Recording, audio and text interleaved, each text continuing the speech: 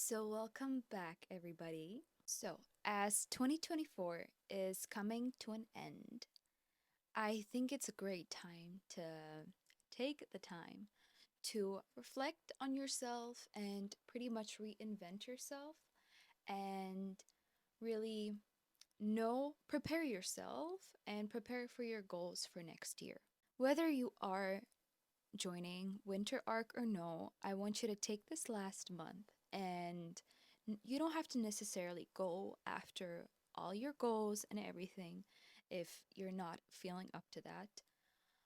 But I want you to take a step back, look at your whole year, and really think about what happened this year, what you want to change for next year. Reinvent yourself, prepare yourself, create an environment that is going to be able to push you towards your goals next year. No matter what happened to you this year, whether it was a successful year for you or whether it was a really shitty year for you, I want you to take the time, look at it, and learn. Learn what went right and what went wrong so that next year you don't have the time to overthink everything and it's like a test that you're well prepared for next year. So, in today's video, I want to kind of give you a guide on how to do this whole process of like reinventing and planning for next year. I will also be planning a separate video on how to have a glow up, but that will be kind of a mix of like physical and mental glow up. But I really wanted to get this thing first because I think this is more important than having a physical glow up. So don't worry, I am planning it, but this video just had to come first. So, the first thing I want you to do, as I've already mentioned, is to reflect on yourself and on the whole year you've had. Now, I want you to be brutally honest with yourself and don't judge yourself. Don't judge yourself for the mistakes you've had this year, for the setbacks. I just want you to be brutally honest because without honesty and without actual self awareness, you won't be able to push forward and move on. So, if you have a journal, amazing. If you don't, get one or get a piece of paper or I don't know, digital journal. It's up to you. But I want you to really sit down, grab a cup of tea or something. And if you have a journal that you've been using for the past year, amazing. You can go back and reflect on each month separately. If you don't, it's fine. Just try to think of like each what happened in each month or at least in each season and sit down, write what happened, what you achieved, what you didn't achieve. If there was something really bad happening or something really good happening, I want you to write that all down. And I want you to reflect on where you struggled and where, on the other hand, you were really strong and persistent. And this whole thing is not here for you to beat yourself up for it, but to find those patterns. If you know that you've been, for example, struggling with studying and you see that last or this year you got really bad grades, identify why were those grades bad? Was it because you weren't studying? Was it because you were distracted? Was it because there was something really bad happening at home? I want you to identify each of your failures and each of your successes, hopefully, and look at it without judgment and be just logical and analytical about it. Once you know what went wrong and what didn't, you can now learn from it and apply it into your next year. So, after that, I want you to sit down and write everything that you're grateful for this year. Whether it was small things, whether it was big things. I want you to be grateful for your home, for your family, for your friends. Whatever it is, I want you to show grace. I want you to be grateful for everything, even for the bad things, even for the good things, for everything. Because you've evolved this year, you've managed to get over some really bad things, you've managed to achieve good things, and I want you to be grateful for everything. Overall, journaling about this year can be such a great tool for self improvement and for preparing for next year. So, I have prepared some journal prompts. I have them on my iPad. So, I'm just going to read them out to you.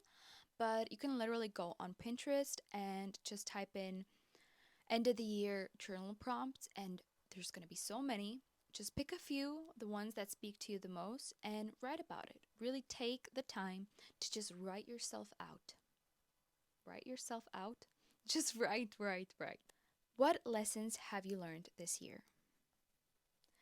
What was the hardest obstacle that you had to face this year?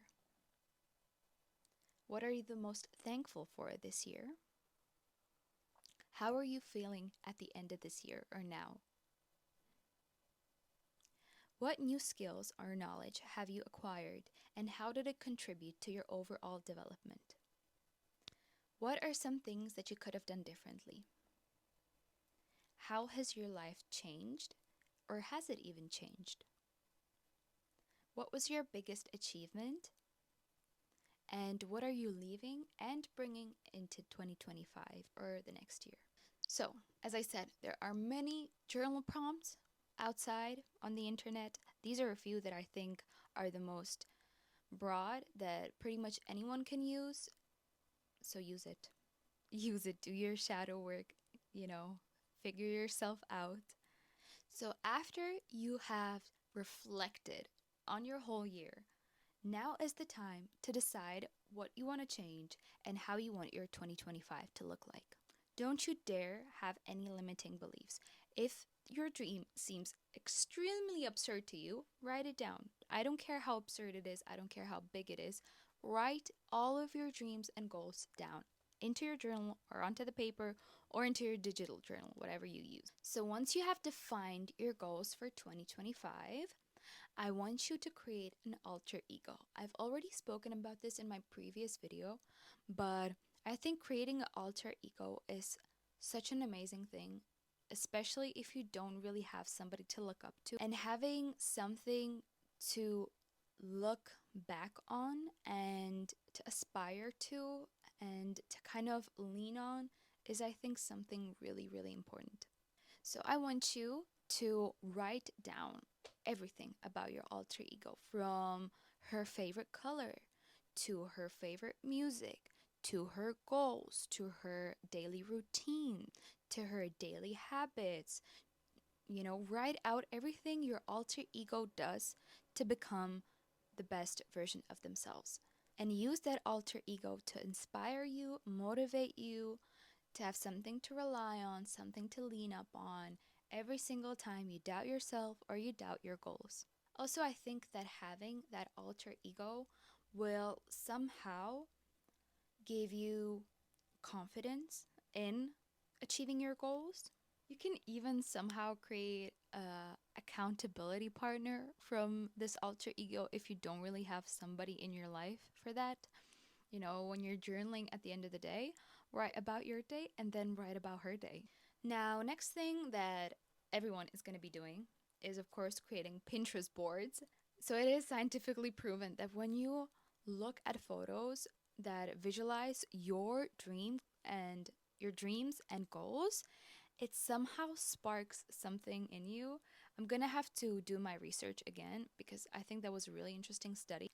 And I don't really remember the exact details of the study, but when you create a Pinterest board, the feeling that it invokes inside of you, that's the feeling you want to go after, right?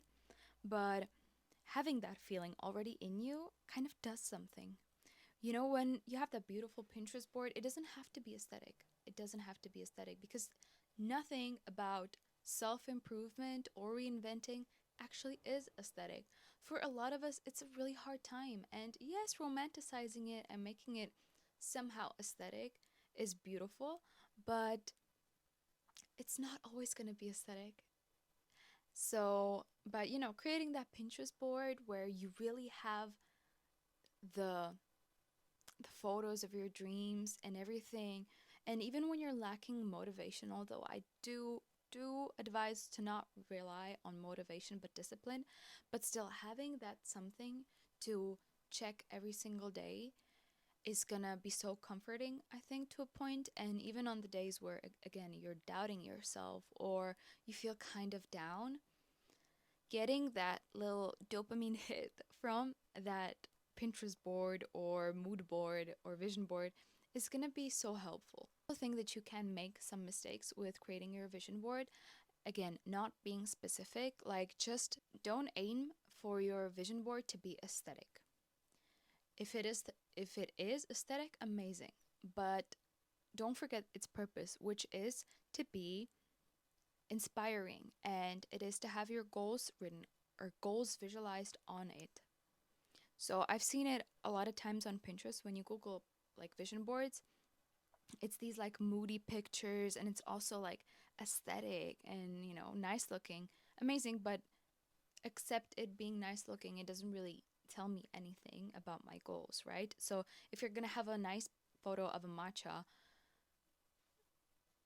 I love matcha, but it's not really telling me anything about my goals, right? But if I have like actual, for example, my dream car or my dream body or dream, I don't know, just like dream amount of money to have in my bank account, those are specific things that I'm actually striving for, but I'm not striving for matcha. But I don't think that that is the point of the vision board, for it to be aesthetic. I think its point is to evoke a feeling in you and to really put your goals into pictures. When it comes to reinvention, is also creating, or not creating, it is to altering your mindset. Now, before you alter your mindset and before you embark on this kind of reinventing journey, I also want you to figure out, why are you on this reinventing journey? I want you, we've already been through this with the reflection part, but it is so important to know, why are you doing things and why things are failing or not going the way you want. And yes, sometimes the circumstances aren't exactly our fault, but still, I want you to know, or I want you to figure out, why do you want to change? For who do you want to change? Of course, you're changing for yourself, but are you also changing to be a better person for your loved ones, for your future kids, for your future husband? And, put a whole why to this. It is the same with your goals. If you have different goals, ask yourself, why do you have those goals? Why do you want that specific goal? And why are you embarking on this journey of reinventing yourself and shifting your mindset? Because you've probably tried shifting your mindset 20 times, and you know, and of course it is a part of development, but have you shifted your mindset and then fell back into your old mindset? If that's the case, why did you fall back into your old mindset? You know? So, as I said, this is not all about being aesthetic and pretty. This is really about looking into yourself, looking into perhaps your traumas, and figuring shit out. The next thing I want to touch up on is looking into your limiting beliefs. By those, I mean those I'm not good enough, or I can't do it, or this isn't meant for me. Because if it weren't meant for you, then why do you want it? You want it because it is meant for you. Let me tell you this. You, it is your goal because it is supposed to be your goal. It is your goal because God wants it that way.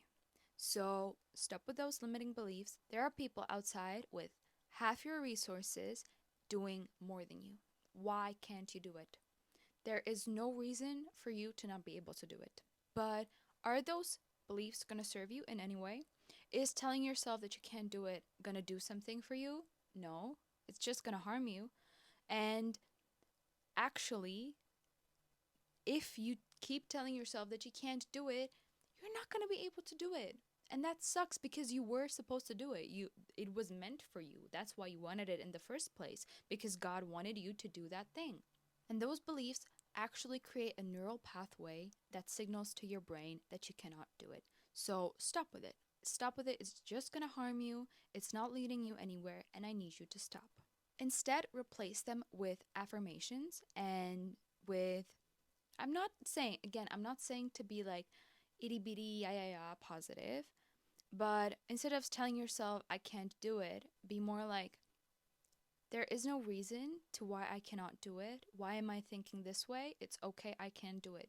Like, accept that you feel that way, but don't, but change it. Show yourself, support yourself. If you have a little feeling in yourself that you can't do it, be like, no, but that's not me. I can do it. Of course I can do it.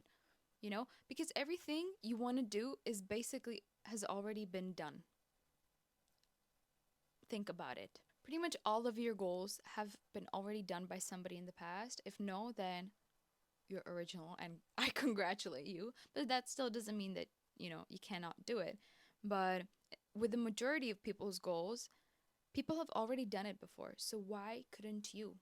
Why would you be the exception? Why? Why? All it takes is work and discipline. That's literally all you need: work, discipline, and passion. But you don't need motivation. As a matter of fact, you don't even need support. If you support yourself, you don't need anybody else. And that is a fact. And I know it's really hard to accept that in the end not everybody is going to always be here for you. And if there are genuinely people in your life that are there for you, supporting you on every step that you take, that is amazing and something to be grateful for. And if not, it's okay. People will come in the future and support you. But in the meantime, for a little while, you're going to have to support yourself. So repeat to yourself daily that you are there for yourself and that you are basically holding your hand on every single step, and that it's okay. That you can do it. Of course you can do it. Why wouldn't you be able to do it? There is nothing that you cannot do. And also with your goal setting, stop being generic with your goals. I swear, if one more person comes into the next year with this type of goal, like, I want to lose weight, what the hell does that mean? Everybody wants to lose weight. How much weight do you want to lose? How do you want to look? How do you want to feel?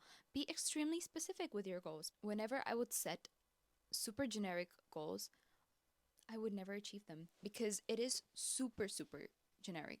Your goal can be, okay, for example, when it comes to weight loss, because I know that that is a very common topic for the next year and overall a very common topic. Instead of being like, I want to lose weight, make your goal be, I want to be a more active person who loves taking care of their body and who watches what they eat because they essentially want to feel good. And my goal is to be working out this much every week. My goal is to get better at this sport. My goal is to not eat things that don't make me feel good, like dairy, chocolate, sweets, fast food. Be super specific. If you have to write a whole page on one goal, so be it. So be it. But the clearer your goals are, the easier it is to achieve them. And also, with, again, I spoke in my older video that especially when you're trying to be in your feminine energy, your goals are supposed to be emotional based and not like number based. For example, with weight, your goal shouldn't be really to lose this exact amount of weight, but it should be to feel this type of way. But even with the numbers, get specific with the numbers. If you want to lose 10 kilos, then write down 10 kilos. Or, I don't know, 20 pounds. I think that's 10 kilo, like 22, 23 pounds, I think. I'm not sure. But yeah, be specific with your goals. If it's to make exact, for example, another goal to make more money. What does make more money mean? Does that mean $20 a month? Does that mean $1,000 a month? Whatever that is, be specific with it. For example, I want to make extra $500 a month. Okay, so how am I going to achieve it? So you can tell yourself, okay, I'm going to cut back on these unnecessary things and I will learn this skill that will make me money as a side job. Amazing. Now you have a plan on how to earn $500 a month. Or for example, when you tell yourself, "Oh, I want to run more." Okay, what does that mean? Do you want to run this amount of kilometers each week? Do you want to be a sprinter or a jogger? Do you want to, I don't know, run a marathon by the end of the year? Be specific with your goals and set timelines for your goals. So leading on to that, turn your goals into systems and actionable steps. Already told you to be more specific with your goals, but that is one thing. But the next thing is to create sub goals, kind of, like subcategories, sub goals, like little milestones that you can tick off For example, every week or every month or whatever your, goal is, set little goals. For example, again, I'm going to come back to weight loss because I feel, or it doesn't even have to be weight loss. It can be weight loss, weight gain, just fitness overall. Set little goals like monthly, weekly ones. For example, by, I don't know, for example, your first little goal will be to do a pull up. Your second goal will be to squat 50 kilos, and make those little goals. You can even plan them for every single month, whether it is with running. For example, the first month, I want to be able to run. I don't know I don't run. So I'm not really sure what is like a good goal for running. But let's say I want to be able to jog consistently for 1 kilometer. Create like little steps that are gonna slowly lead you to the bigger goal. And also creating these little sub goals are gonna, they're gonna be way easier to achieve, basically. And getting that little dopamine hit from achieving that little goal is gonna push you towards the bigger goal. So just essentially just break down your goals into smaller goals. Even with like, let's say you want to make more friends. And okay, so how can you make it into smaller goals? First, you can, let's say, join. Okay, first you have to identify who your ideal friend is, what that person does, etc., etc. And then let's say, okay, so I'm going to join a pottery class on Tuesday. Okay, that's going to be your goal number 1. Goal number 2 is going to be talk to 3 people in my pottery class. Okay, done. And, slowly, slowly, slowly, by these little goals and little achievements, you're going to get to your bigger goal, which is to have more friends. And the last point of this whole goal category is to set systems. So, systems are going to be essentially the habits that you make in order to achieve your goals. For example, again with weight loss, your goal is to, I don't know, lose weight. So, again, what habits are going to make you lose weight? First of all, exercise. Okay, amazing. Set routines.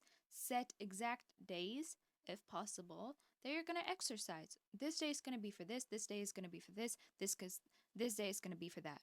Plan, create systems, create habits, and execute. Like for example, create a habit that you're going to be consistently tracking your progress every week, whether it's measuring, whether it's photos, or with eating that, okay, on every Sunday and Wednesday, I'm going to meal prep. Or, okay, I'm going to plan these recipes that take me 30 minutes to make or less and that are in my budget and that I genuinely like to eat. Amazing. You found these. Now you have a whole month to figure all of this out. So, you know, find the recipes that you like, find the workouts that you like, like discover what you want to do next year. Now you have the time to like play around with what you like, what you don't, because in the end, this whole journey has to be enjoyable. And even with like, again, weight loss, how are you, how do you expect yourself to stay disciplined and on track if you actually hate the foods you eat? Of course, you're not gonna stick to it unless you're crazy, because who wants to eat food that they don't like? So now you have a month. You can, play around with it, cook different meals that you found on Pinterest, track it, find out the macros. Okay, it's healthy. I like it. Amazing. Ready for next year. Same with workouts. Now, take a month and you can. I literally just started swimming. I haven't gone swimming this week, but I literally just started swimming. It was the most spontaneous thing ever. I love swimming. So I'm gonna incorporate it in my next year's workout cycle or workout routine. Or let's say your goal for next year is to be more creative. Okay, creative in what? Painting or, DIYs or singing, music. Creative in what? Okay, take the time to figure it out. Or if you want to have new hobbies, what hobbies? Take the time now to figure all of this out. Step number 5 is to officially let go of everything. Let go of what no longer serves you. I've said this in a few other videos, but in this one, it's the most important. Whether it's emotions or whether it is stuff, whatever it is, people, whatever, let go of it. What no longer serves you, let go. Because you don't want to bring negative energy into the next year, of course, right? Because, okay, you might keep adding habits and things throughout the next year, but what is where's all the bad stuff gonna go? Where's all the things that no longer serve you gonna go?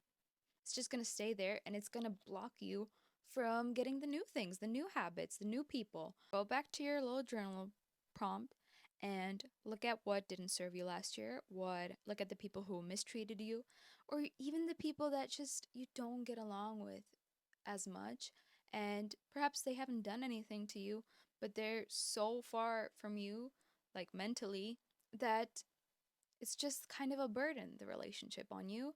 Let it go. Make room for new people, for new experiences, for new habits, for new things.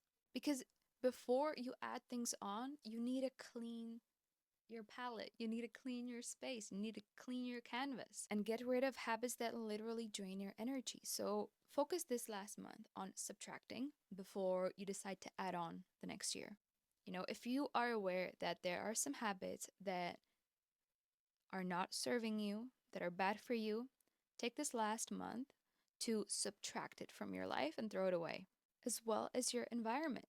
How are you, or how do you expect to feel in the next year if your whole room is cluttered with old stuff? I'm gonna take next weekend to declutter my whole wardrobe. I'm not excited for that, but I'm gonna make I'm gonna have a nice, fresh, clean start. And you need to do this with your space and your mind and your whole environment. Once you have a clean slate, it's gonna be so much easier to add things on. And one book that I would recommend you for this little reinventing era, I feel like everybody has read it, but if you haven't, read it. And even if you have read it, I'm gonna be rereading it too, is The Atomic Habits by James Clear. That is an amazing book.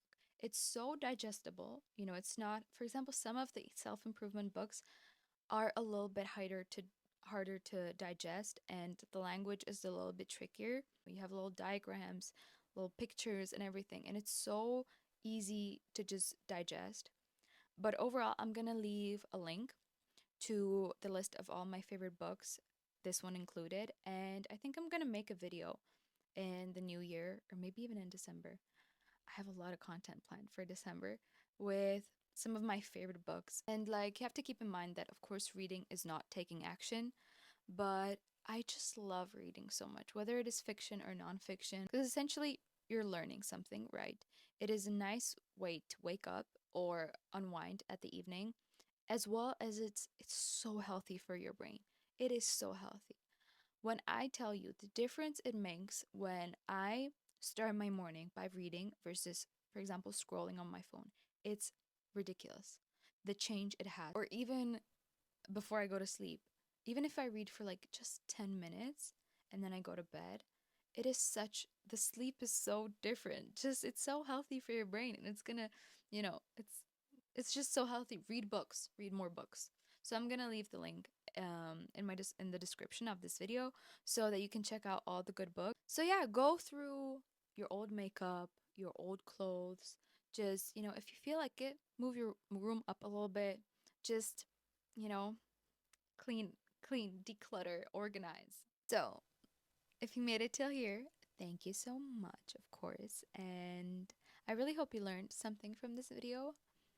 And I think that no matter what you're doing right now, whether it is taking time off or, taking the other route, pushing yourself really hard towards the end of the year, I think it's really good to take this last few weeks of the year to reflect and plan, because I the minute 2025 starts, I don't want you to be overthinking, planning, and not really sure of your goals. I want you to get right to it, because excessive planning is just a type of procrastination in the end.